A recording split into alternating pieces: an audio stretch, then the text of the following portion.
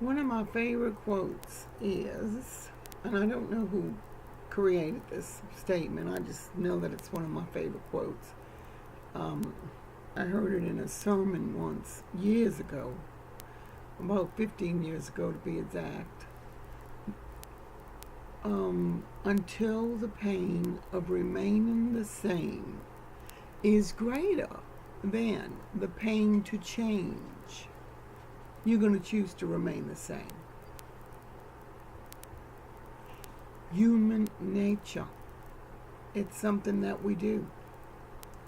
We face the same problems every day and continue to ask ourselves, why? Why? Why? Why don't we change? Why don't we rearrange our lives to make them better, safer, easier? What's wrong with me? What is wrong with the person who knows they're in a rut but refuses to change their path and choose to remain in a hole? Doesn't make sense. I know depression. I'm not proud of the fact that I'm a moody person who's very empathetic. And I feel the emotions of others. And I'm often very affected by them. It's not easy to deal with, and it's real confusing in the beginning. And you don't recognize it as a gift or a good thing. And often in my past, I was allowing the problems of not just myself, but the problems of other people swallow me up and put me in a vacuum that sucked the life out of me.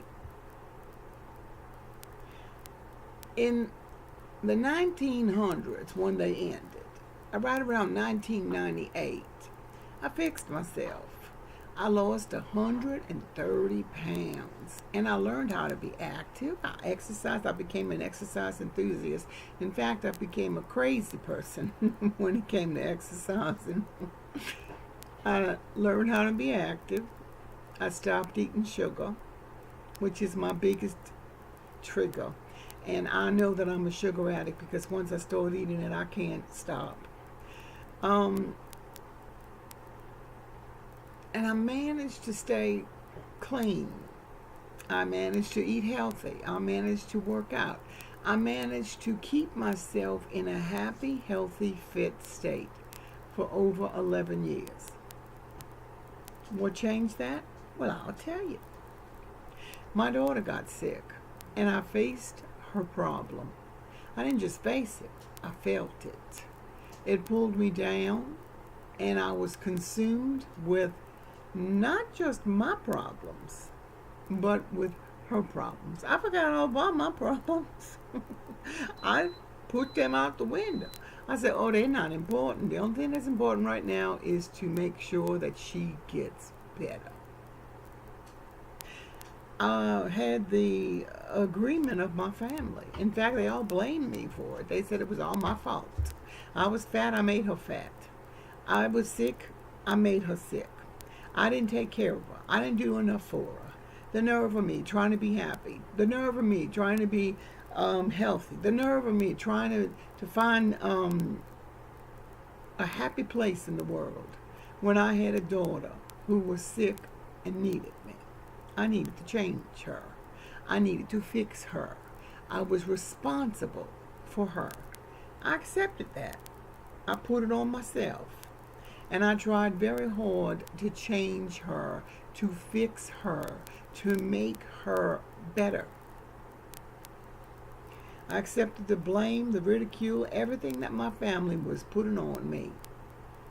And I not only let them command me and demand that I fix her, but I commanded and demanded myself to do it. About drove me crazy. I'm not kidding. About drove me crazy, brought me to the point of suicide because I knew that I could not do what I was expected to do. I couldn't change her. I had enough trouble changing myself. So, I fell into the deepest depression that I have ever been in my life. And it nearly killed me. I'm not kidding. It really did. It took such a toll on me that it wasn't funny. Often we take on the problems of others and put them into our little backpacks and carry them around, trying to find a way to fix them, solve their dilemma, and force success on them. This is a mistake and an exercise of futility. We cannot change others. We cannot force change upon them. We are all gifted with one very broad and wonderful thing. It's called the gift of free choice, free will. God made us that way. We choose the path we walk. We choose the vehicle we're going to drive. We dig the hole we lay in. Or we make the ladder to get out of the hole. We are individuals with the power in us to make us break or to just break out. We will never be able to force change in someone else, only create such an obstruction in ourselves that makes us change into something we don't want to be. And that includes miserable, frustrated, and feeling like an incredible failure. Knowing who we are and what lies in us, our strength, our abilities, our talents, can help us pinpoint the power within us to penetrate that hard and flexible shell of stubbornness that often keeps us in the place where we feel we need to remain, simply because we are powerless and cannot make the difference needed in our own lives and situations to change. We are too often full of doubt, fear, and woe. And when the opportunity for escape presents itself to us, we miss it, simply because we're too busy trying to figure out a way to fix the problem rather than escape it. Some things are not meant to be, and some things are not meant to be fixed. When it's broken beyond repair, throw it away. Get rid of it. Get it out your life. Some people are pit dwellers. They like living in the pits. They like being gloomy. They like feeling sorry for themselves. And they like collecting the pity of others. They like making people say, oh, poor you. They live on that. They thrive on it. They like having people do things for them. I can't do this by myself. I need help. They live in a world of laziness because they know they can get other people to do stuff for them.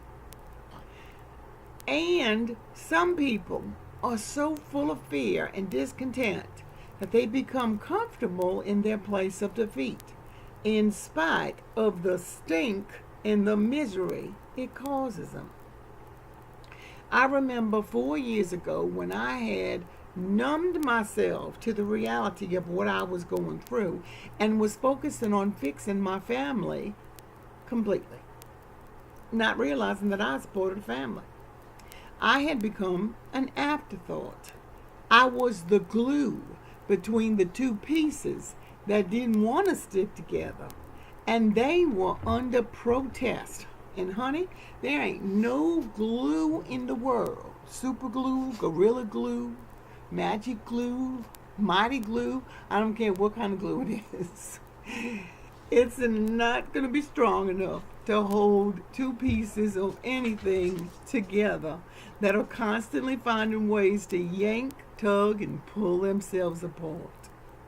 I was in pain, misery, torment, and anguish. Oh, a lot of anguish.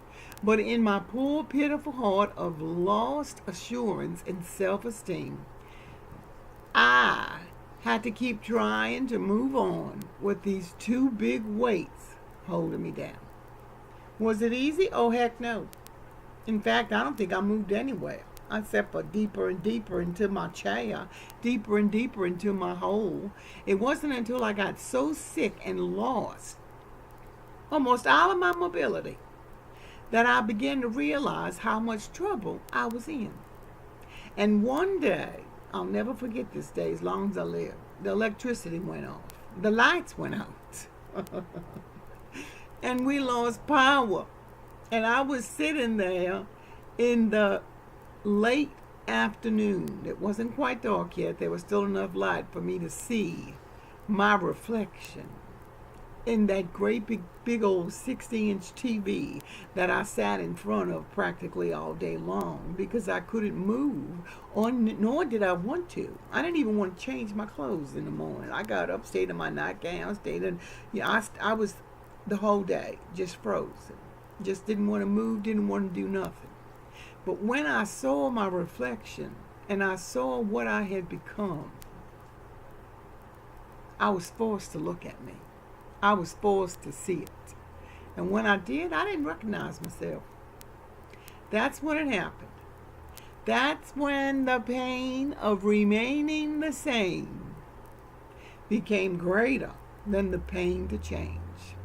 And I started crying out for help. I started looking for doctors. I started looking for therapists. I started looking for somebody to help me get out of the hole that I found myself in. I decided that I was going to build a ladder, one rung at a time, and get out of that hole of misery, self-depression, defeat, whatever you want to call it. I decided right then and there it was time to get out. If you are at your lowest or sinking really fast to that point, ask yourself this question: do I like it here? Do I want to stay here? Do I want to hit bottom? Am I ready to do what I need to do to get out of this hole of misery? That's not one question, that's a whole bunch of them, but ask yourself anyway. It will not be easy, I promise you, to make the choice to get the hell out of that hole. But the first and most important step is your beginning to want to see it and to want to get out of it. It's when you realize where you are and develop a desire to get out and find out what you're missing. Find out what you need to do or need to stop doing to fix the problem, and to stop remaining in the bad place and change to bring yourself to the good place. Life is so big, and we are the things in the world that make it such a beautiful and wonderful place. Put yourself and your needs first. Put them first today and work on being the best that you can be. This is not an impossibility. It is something that can and will be done. But you have to do it. You have to find the power within yourself to make the change.